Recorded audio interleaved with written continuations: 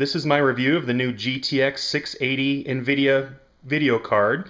The card that I have is made by PNY. I've used PNY for years, had really good luck with them, never had any issues, and another nice feature of them is that they do provide you with a lifetime guarantee. This is a 2 GB card. I'm an avid sim racer. I have a triple monitor setup.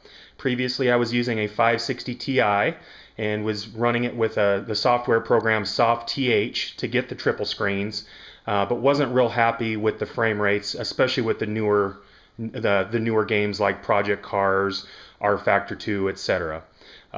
So here is the card itself. As you can see, it has 2 spots for SLI. I believe you can go up to quad SLI on this card if you can afford it. The other nice feature is it has 2 DVI outputs, a HDMI output, and a DisplayPort output. So you can run up to 4 monitors on this card. The one thing that I really was excited to hear about with this card is the Radeon cards, which can produce triple screen with one card. However, you have the 2 DVI outputs, but you also have one DisplayPort output. In order to get the third monitor to work, because I had one previously that I ended up taking back, to get the third monitor to work, you have to have an active DisplayPort cable, which can run up to about $80. The nice thing about this card is you don't need that extra DisplayPort. I actually run this with the 2 DVIs, and then it actually comes with an HDMI cable, and it works just fine. So I just plugged the card in, and just wanted to show everybody my setup real quick and let you know what I've got. So I'm running a brand new i5 2500K computer. I just built it. It's the first computer I've ever built, and it actually wasn't that tough. Overclocked it to 4.6 gigahertz, 16 gigs of RAM, and you know, seems to be a really good computer. Got the Fanatic Porsche 911 Turbo S, and I've unfortunately had some overheating issues with it, so I have to, when I run the race, because I like to run with 100% force feedback, so I just take the cover off and don't have any overheating issues, obviously. Have the Club Sport pedals, which everybody is well aware of in the sim racing community. Awesome pedals made by Fanatic as well. And my shifter is the Thrustmaster TH8RS shifter. It's a really good shifter. I actually have it in sequential mode right now, but it does come with a plate, so you can switch it into H-gate mode. And the rest of my setup isn't that impressive. This is the original Playseat Classic, I believe they call it. Got it off of Craigslist about 3 years ago for 50 bucks. Not the most comfortable seat, but I've added some foam to the lumbar area and some foam underneath. Not pretty, but it does the job. A lot more comfortable than it used to be.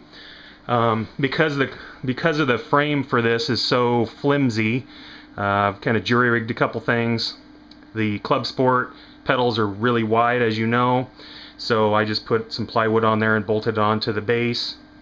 And because the wheel mount is so flimsy, I just put together got some wood to add some support, and those are actually bookshelf brackets. And did the same thing. I guess I like bookshelf brackets. Did the same thing to mount it to the seat itself. And then underneath, it's going to be kind of dark here. Underneath I have the butt kicker. So I'm going to go ahead and fire up some games and see how they perform. So the first game I'm going to run here is R-Factor, the original R-Factor. It's an older game, but still amazing.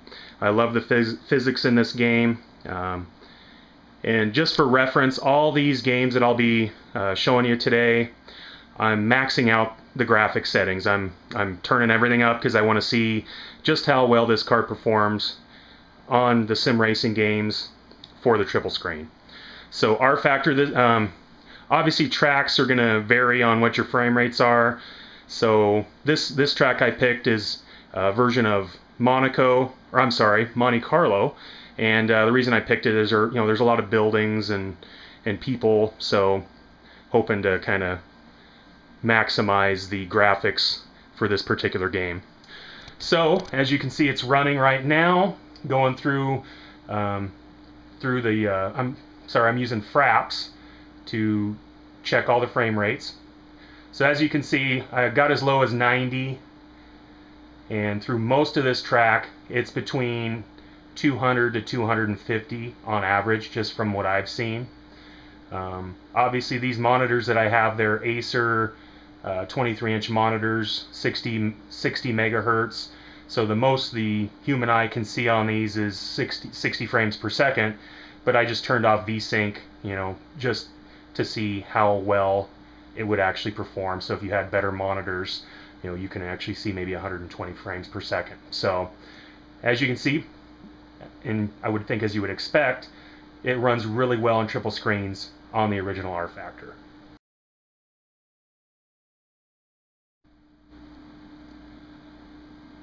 I should also mention that I have the resolution set at 5760 by 1080 32-bit. This is R Factor 2. I have anti-aliasing on at level 8. That's the maximum I can go. And I have to have FXAA and HDR turned off.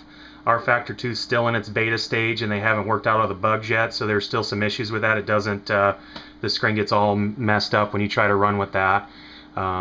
Here is the settings under the actual display tab. You can see I have everything turned on to full or max, whatever the maximum they'll let me set it to. So here's R Factor 2 with a full grid as well. This is also at Monaco. And R Factor 2 is still having some major problems with frame rates. But I really wanted to test it and see what its capabilities were for this card.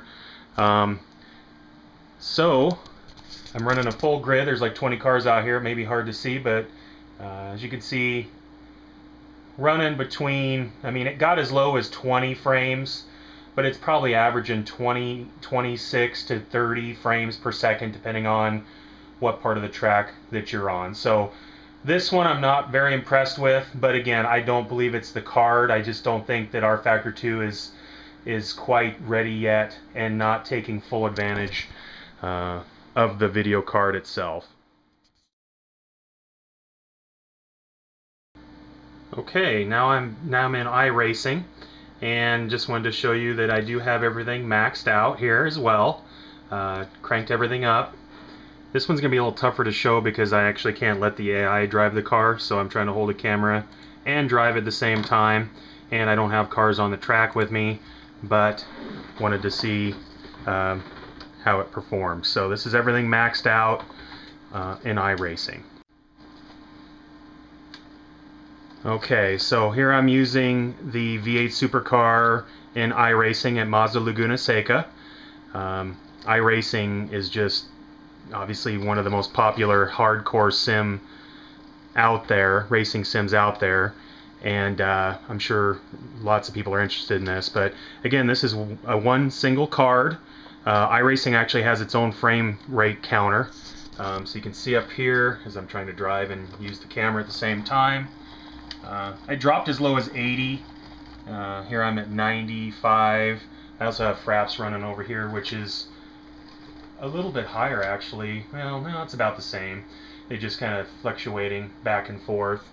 And I'll go back over here. Now I'm over 100 frames, which you can see there's not a lot of scenery, but not a, you know, I think the lowest I saw it drop when I first left the starting line here was like 81 frames per second. So very good performance on iRacing, and with everything maxed out to the hilt. This card's also capable of 3D vision. I've never used it, nor do I really care to use it, but I've heard that, you know, for people that like that 3D stuff, it's, you know, works really well on iRacing as well. So.